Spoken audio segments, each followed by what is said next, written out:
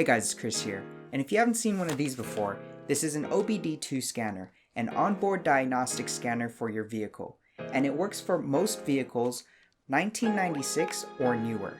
So in this video we're going to be opening it up and see what it comes inside. Now this is from the company TopDon.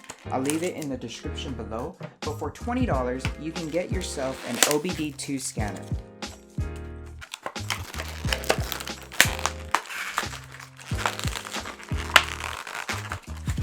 Now we all hate these type of packaging, but sooner or later it'll come out. Woo! Got it. Okay, that's what's in the packaging. You have in here, of course, some manuals. That was annoying. Okay, once we have that, we have the product itself, and it's pretty simple. You plug this into your car, and here we'll read some information. We'll see what's up. That was the full unboxing. I wanted to make a quick video for one question only. What do you guys have about this object? Yeah, if you have any questions and what I want to test, leave in the comments below. Thank you guys for watching. Stay tuned for the full review. It's pretty lightweight.